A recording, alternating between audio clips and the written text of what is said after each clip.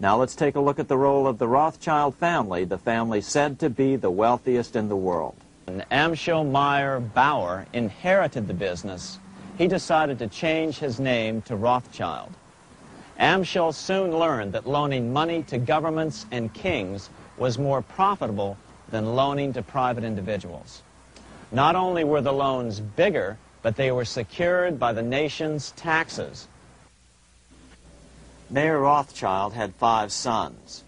He trained them all in the skills of money creation, then sent them out to the major capitals of Europe to open branch offices of the family banking business. His first son, Amsel Meyer, stayed in Frankfurt to mind the hometown bank. His second son, Solomon, was sent to Vienna.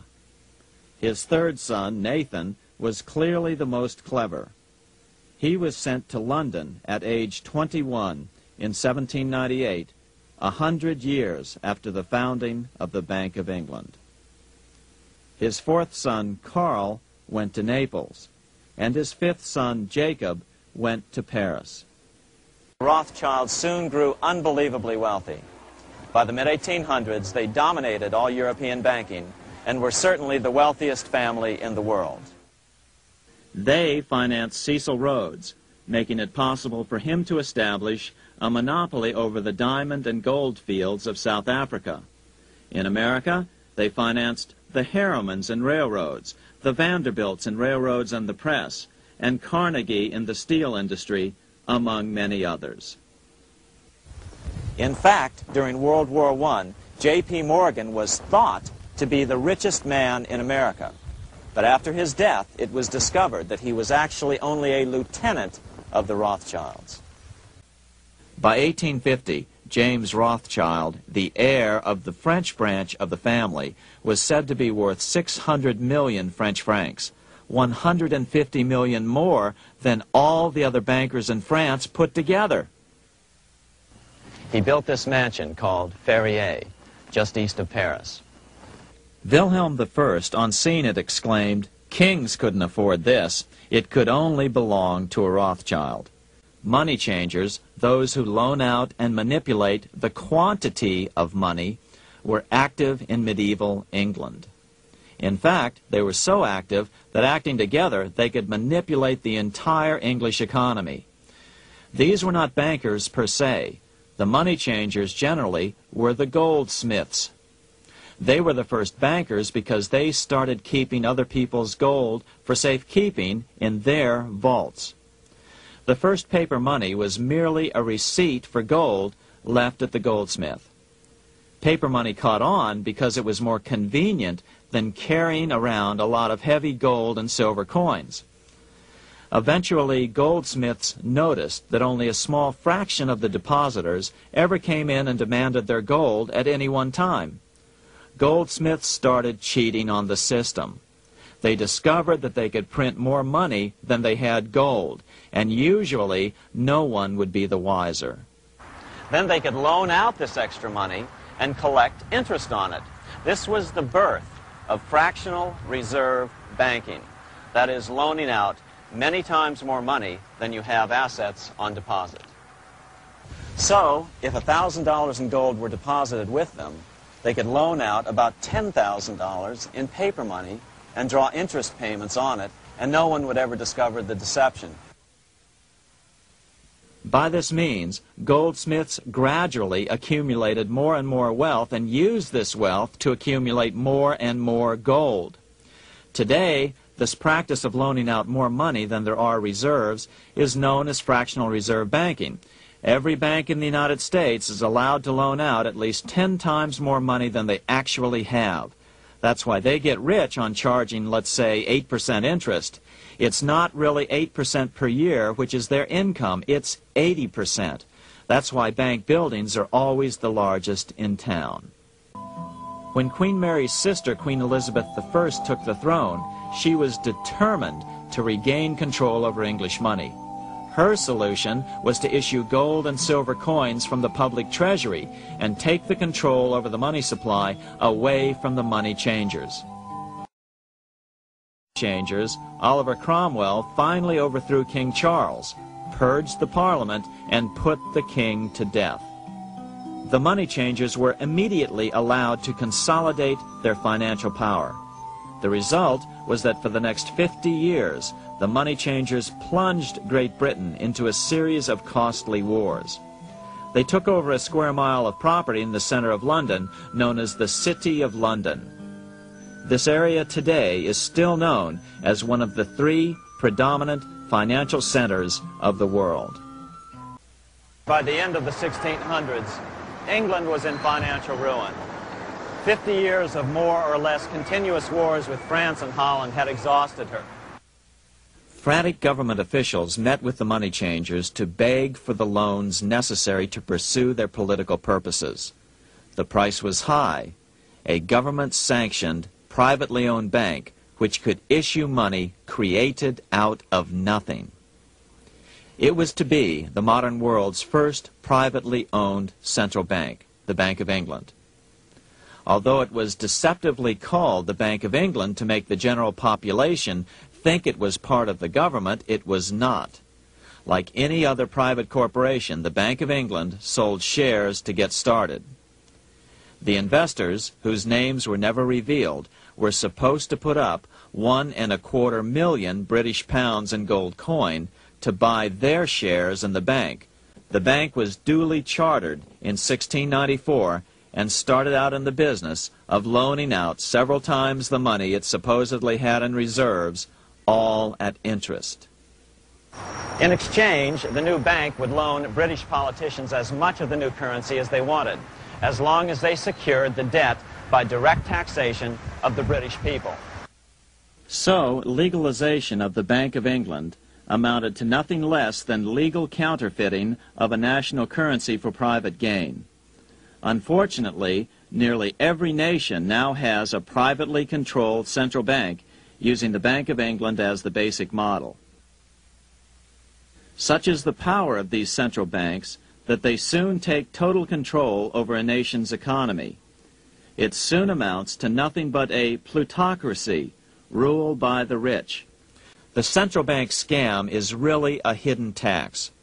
The nation sells bonds to the central bank to pay for things it does not have the political will to raise taxes to pay for. But the bonds are purchased with money the central bank creates out of nothing. More money in circulation makes your money worth less. The government gets as much money as it needs, and the people pay for it in inflation. The beauty of the plan is that not one person in 1,000 can figure it out because it's usually hidden behind complex-sounding economics gibberish. In 1790, less than 3 years after the Constitution had been signed, the money changers struck again. The newly appointed first Secretary of the Treasury, Alexander Hamilton, proposed a bill to the Congress calling for a new, privately owned central bank. Coincidentally, that was the very year that Amsel Rothschild made his pronouncement from his flagship bank in Frankfurt. Let me issue and control a nation's money, and I care not who writes the laws. After a year of intense debate, in 1791, Congress passed the bill and gave it a 20-year charter. The new bank was to be called the First Bank of the United States, or BUS. The bank was given a monopoly on printing U.S. currency, even though 80% of its stock would be held by private investors. The other 20% would be purchased by the U.S. government. Like the Bank of England, the name of the Bank of the United States was deliberately chosen to hide the fact that it was privately controlled. And like the Bank of England, the names of the investors in the bank were never revealed. Many years later, it was a common saying that the Rothschilds were the power behind the old Bank of the United States.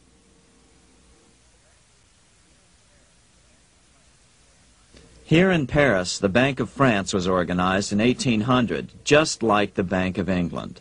But Napoleon decided France had to break free of debt, and he never trusted the Bank of France. He declared that when a government is dependent upon bankers for money, the bankers, not the leaders of the government, are in control. This is the Waterloo battlefield about 200 miles northeast of Paris in what today is Belgium. Here Napoleon suffered his final defeat but not before thousands of French and Englishmen gave their lives on a steamy summer day in July of 1815. The outcome was certainly in doubt. In fact, had Napoleon attacked a few hours earlier, he would probably have won the battle. But no matter who won or lost, back in London, Nathan Rothschild planned to use the opportunity to try to seize control over the British stock and bond market and possibly even the Bank of England. Rothschild stationed a trusted agent, a man named Rothworth, on the north side of the battlefield, closer to the English Channel. Once the battle had been decided, Rothworth took off for the Channel.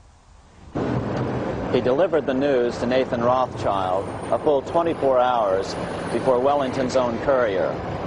Rothschild hurried to the stock market and took up his usual position in front of an ancient pillar. All eyes were on him. The Rothschilds had a legendary communications network. If Wellington had been defeated and Napoleon was loose on the continent again, Britain's financial situation would become grave indeed. Rothschild looked saddened. He stood there motionless, eyes downcast. Then suddenly he began selling. Other nervous investors saw that Rothschild was selling. It could only mean one thing. Napoleon must have won, Wellington must have lost. The market plummeted. Soon everyone was selling their consols, their British government bonds, and prices dropped sharply. But then Rothschild started secretly buying up the consols through his agents for only a fraction of their worth hours before. Myths, legends, you say?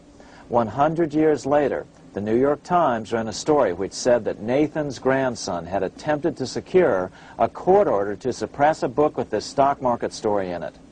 The Rothschild family claimed the story was untrue and libelous, but the court denied the Rothschilds' request and ordered the family to pay all court costs. What's even more interesting about this story is that some authors claim that the day after the Battle of Waterloo, in a matter of hours, Nathan Rothschild came to dominate not only the bond market, but the Bank of England as well. Whether or not the Rothschild family seized control of the Bank of England, the first privately owned central bank in a major European nation and the wealthiest, one thing is certain. By the mid-1800s, the Rothschilds were the richest family in the world, bar none. They dominated the new government bond markets and branched into other banks and industrial concerns. In fact, the rest of the 19th century was known as the Age of the Rothschilds. Despite this overwhelming wealth, the family has generally cultivated an aura of invisibility.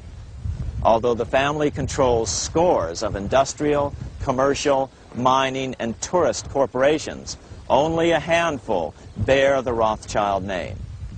By the end of the 19th century, one expert estimated that the Rothschild family controlled half the wealth of the world. Whatever the extent of their vast wealth, it is reasonable to assume that their percentage of the world's wealth has increased since then. But since the turn of the century, the Rothschilds have cultivated the notion that their power has somehow waned even as their wealth increases. Just 1 year after Waterloo and Rothschild's alleged takeover of the Bank of England, the American Congress passed a bill permitting yet another privately owned central bank. This bank was called the Second Bank of the United States. Just as before, the primary stockholders remained a secret. But it is known that the largest block of shares, about 1/3 of the total, were sold to foreigners. As one observer put it, it is certainly no exaggeration to say that the Second Bank of the United States was rooted as deeply in Britain as it was in America. So, by 1816, some authors claim the Rothschilds had taken control over the Bank of England and backed a new, privately owned central bank in America as well. During the early 1900s, men like J.P. Morgan led the charge. One final panic would be necessary to focus the nation's attention on the supposed need for a central bank. The rationale was that only a central bank can prevent bank failures. Morgan was clearly the most powerful banker in America, and a suspected agent for the Rothschilds. Morgan had helped finance John D. Rockefeller's Standard Oil empire. He had also helped finance the monopolies of Edward Harriman in railroads, of Andrew Carnegie in steel, and of others in numerous industries. But on top of that, J.P. Morgan's father, Junius Morgan, had been America's financial agent to the British. After his father's death, J.P. Morgan took on a British partner, Edward Grenfell, a longtime director of the Bank of England. By 1907, the year after Teddy Roosevelt's re-election, Morgan decided it was time to try for a central bank again. Using their combined financial muscle, Morgan and his friends were secretly able to crash the stock market. Thousands of small banks were vastly overextended. Some had reserves of less than 1% thanks to the fractional reserve principle. Within days, bank runs were commonplace across the nation. Now Morgan stepped into the public arena and offered to prop up the faltering American economy by supporting failing banks with money he manufactured out of nothing. It was an outrageous proposal, far worse than even fractional reserve banking, but Congress let him do it. His plan worked. Soon, the public regained confidence in money in general and quit hoarding their currency. But as a result, banking power was further consolidated into the hands of a few large banks. By 1908, the panic was over, and Morgan was hailed as a hero by the president of Princeton University, a man by the name of Woodrow Wilson. The money changers had been able to create a series of booms and busts. The purpose was not only to fleece the American public of their property, but to later claim that the banking system was basically so unstable that it had to be consolidated into a central bank once again.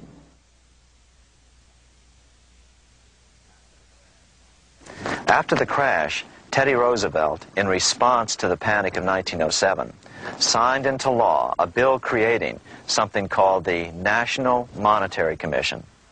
Of course, the commission was packed with Morgan's friends and cronies. The chairman was a man named Senator Nelson Aldrich from Rhode Island. Aldrich represented the Newport, Rhode Island homes of America's richest banking families. His daughter married John D. Rockefeller, Jr., and together they had 5 sons: John, Nelson, who would become vice president in 1974, Lawrence, Winthrop, and David, the head of the Council on Foreign Relations and former chairman of Chase Manhattan Bank. As soon as the National Monetary Commission was set up, Senator Aldrich immediately embarked on a 2-year tour of Europe, where he consulted at length with the private central bankers in England, France, and Germany. The total cost of his trip alone to the taxpayers was $300,000, an astronomical sum in those days. Shortly after his return, on the evening of November 22, 1910, some of the wealthiest and most powerful men in America boarded Senator Aldrich's private rail car and in the strictest secrecy journeyed to this place, Jekyll Island, off the coast of Georgia. With the group came Paul Warburg. Warburg had been given a $500,000 per year salary to lobby for the passage of a privately owned central bank in America by the investment firm Kuhn, Loeb and Company. Warburg's partner in this firm was a man named Jacob Schiff, the grandson of the man who shared the Green Shield house with the Rothschild family in Frankfurt. Schiff, as we'll find out later, was in the process of spending $20 million to finance the overthrow of the Tsar in Russia. These 3 European banking families, the Rothschilds, the Warburgs, and the Schiffs, were interconnected by marriage down through the years, just as their American banking counterparts, the Morgans, Rockefellers, and Aldriches were. Secrecy was so tight that all 7 primary participants were cautioned to use only first names to prevent servants from learning their identities. Years later, one participant, Frank Vanderlip, president of National City Bank of New York and a representative of the Rockefeller family, confirmed the Jekyll Island trip in a February 9th, 1935 edition of the Saturday Evening Post. The participants came here to figure out how to solve their major problem, how to bring back a privately owned central bank. All the participants knew that these problems could be hammered out into a workable solution. But perhaps their biggest problem was a public relations problem, the name of the new bank. That discussion took place right here in this room, one of the many conference rooms in this sprawling hotel, today known as the Jekyll Island Club Hotel. Aldrich believed that the word bank should not even appear in the name. Warburg wanted to call the legislation the National Reserve Bill or the Federal Reserve Bill. The idea here was to give the impression that the purpose of the new central bank was to stop bank runs, but also to conceal its monopoly character. After 9 days at Jekyll Island, the group dispersed. The new central bank would be very similar to the old Bank of the United States. It would be given a monopoly over U.S. currency and create that money out of nothing. Like the pharaohs of ancient Egypt who built their empire with the help of a grand vizier, Queen Elizabeth II also has a grand vizier, serves as her most trusted advisor. His name is Lord Evelyn Rothschild, and he is the second wealthiest and most powerful person on earth. He is also Lord of the world's financial capital, the city-state of London. Lord Rothschild and his ring of power hide their identities behind 13 city council members who stand in as their representatives. On November 30th, 2000, Lord Rothschild, now in his 70s, got married in London to a wealthy Zionist businesswoman named Lynn Forrester. The couple then jetted to Washington and spent their wedding night in the White House. Just how rich and powerful is Lord Evelyn Rothschild? Historically, the Rothschild family wealth was hidden in underground vaults. The Rothschild secret financial records were never audited and never accounted for. Their family commissioned biographies give the illusion that their family fortune has dwindled, but researchers estimate their wealth at close to $500 trillion, more than half the wealth of the entire world.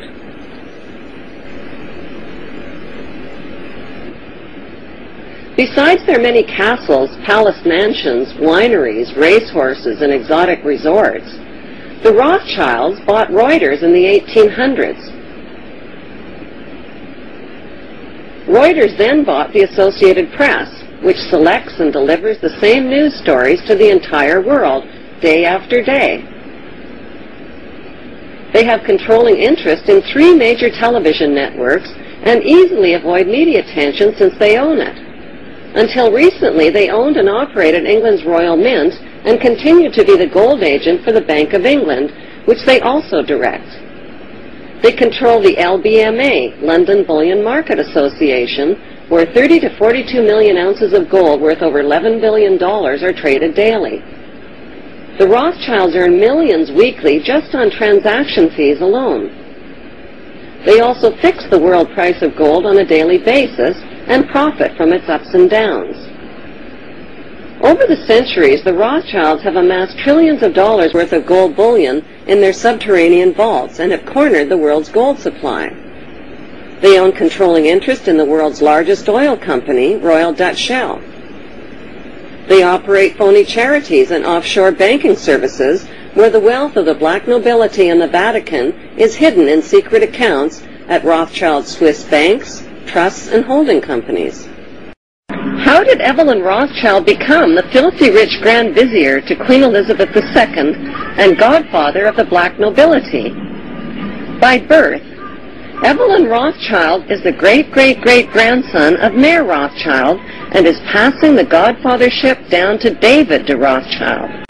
Although Evelyn Rothschild looks like a harmless gray-haired old man, make no mistake about it, Rothschild and his ancestors have handpicked presidents, crashed stock markets, bankrupted nations, orchestrated wars, and sponsored the mass murder and impoverishment of millions. The wealth hoarded by this one family alone could feed, clothe, and shelter every human being on earth.